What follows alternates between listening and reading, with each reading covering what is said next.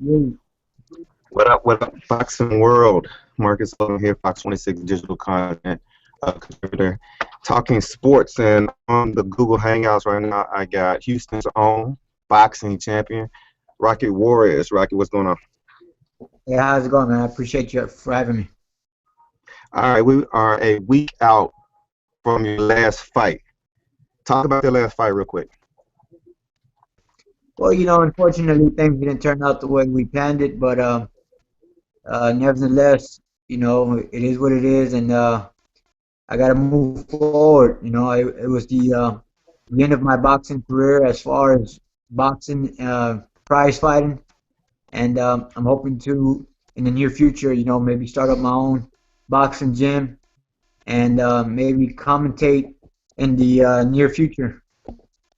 For those who watching or watching the replay of this that don't know about you, let's talk about how you got into the sport of boxing in the first place.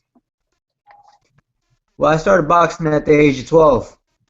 I took up boxing from my father's father, my grandfather, Pedro Juarez, who was a boxer himself in his early days, who passed away a few years back at the age of 96. But he was the one who got me into boxing, and um, you know, I happened to be the only grandkid who paid attention. And Yeah, when I started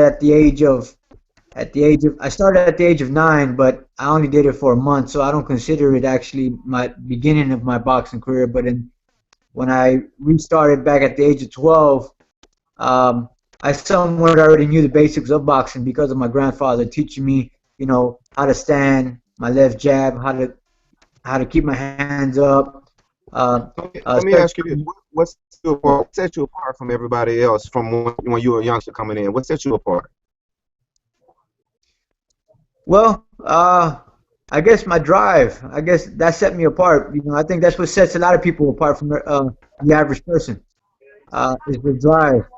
They're willing to dedicate themselves and and and and give it, their 110%. You know, I think only talent can only get you so far in any sport or anything you do in life. But uh, when you put in work and dedication and effort, that goes way further than just talent.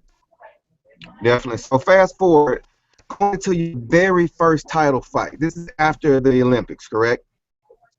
How Uh, many fights had you had after the Olympics before you got to that first title fight?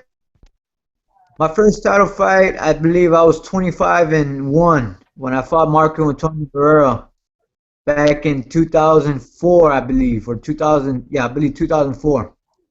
That was my first title fight. So you were a youngster, bright-eyed, hungry. You won the title.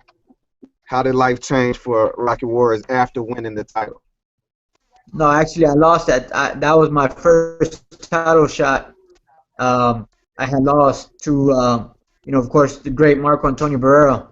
But Okay. in my eyes, I believe that I had won that fight. And in a lot of people's, a lot of public, a lot, and a lot of to the public eyes out there that saw that fight, I believe they can agree with me that I had won that fight. That fight was announced a draw. Um, as soon after that fight, soon after that fight was announced a draw, and about 15 minutes after the fight, they came back while I was already in my dressing room and had announced that I had lost by 1 point. That one of the Oh judges wow.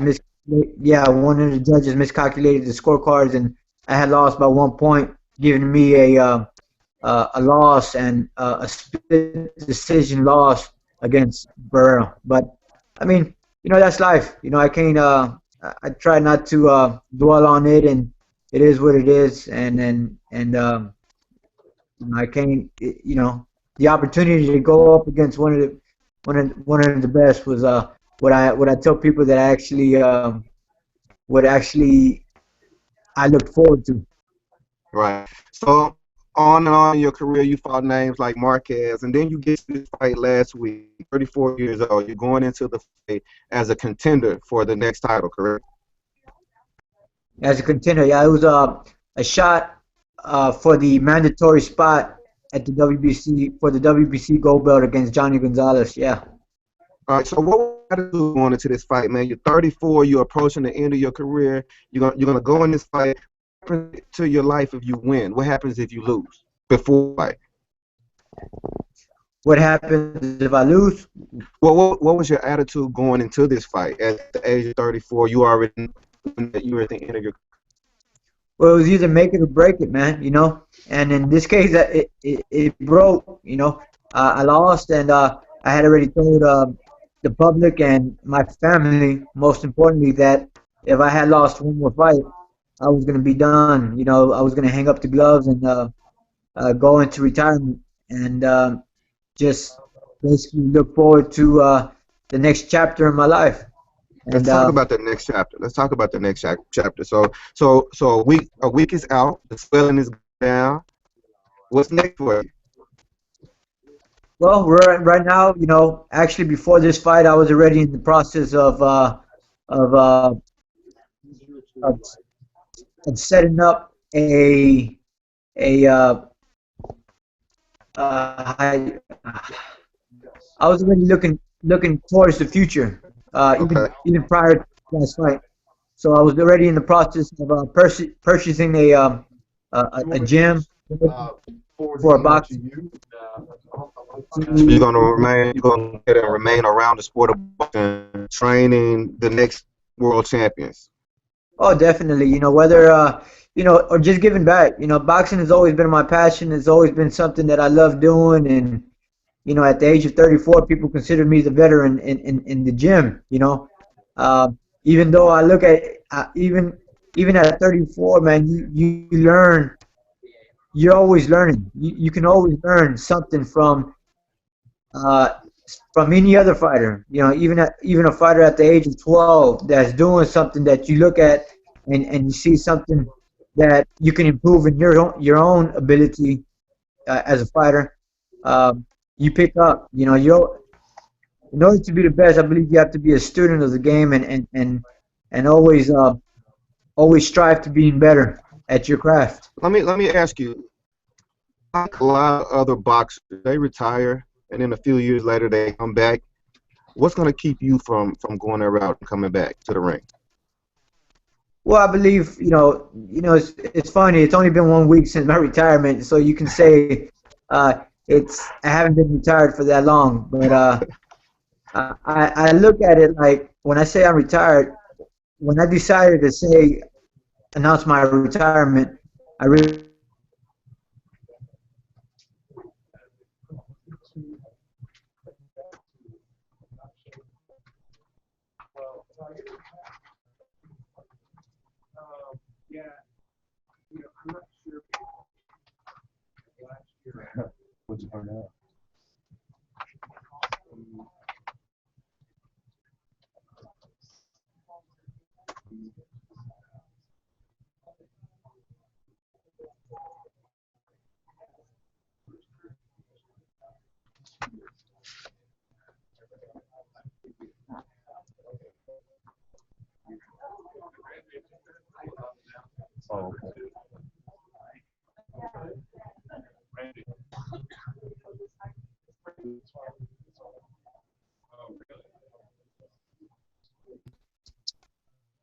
Drops.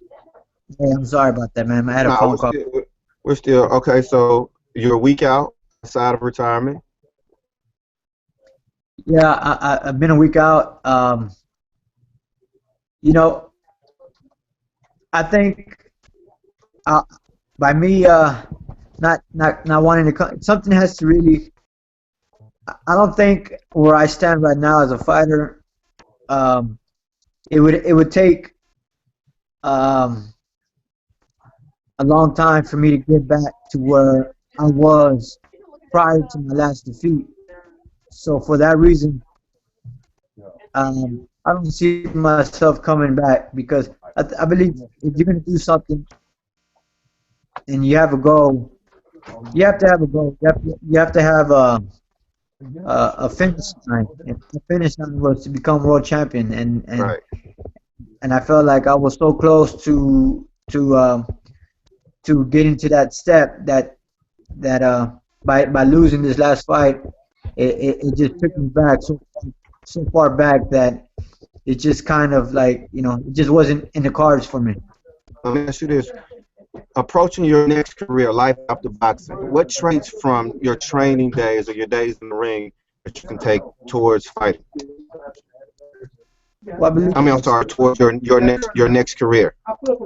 What traits from the ring or from your training days that you can take towards your next career? well, I believe my work ethic, my experience, um, inside the ring as well as maybe outside the ring. I believe my contacts with the people I've been in touch with throughout the years of my boxing career. Um, so I think I take a lot of experience and a lot of knowledge, um, going going into my next. All right, real quick, rapid fire. I'll ask questions you just answer. All right. Cool. What would you have done at the end of the Super Bowl? That pass or that run? Run. Tell me why. Hey man, in all honesty, man, I just picked one. You asked me a rapid question. I just picked one. I didn't even watch the Super Bowl. You missed the Super Bowl. You missed the game there, man. Man, I heard, I saw on Facebook, but I didn't. Unfortunately, I wasn't even tuned in. Okay, cool. Well, let's go back to the sport of boxing. Who are the next up and comers that we need to know about? Uh, I would have to say the Charlo brothers are one of them. They're good talent coming up. Um, I know Regis Progress, um, Miguel Flores from Houston, and a couple other talented fighters here from Houston. Pablo Cruz, you know, yeah, but I would have to say the most advanced, probably the top elite would probably be the Charlo brothers coming up. Outside of boxing, um, do you think the world of the ultimate fighting, the MMA world, can can stay on top, or can boxing come back and be the sport?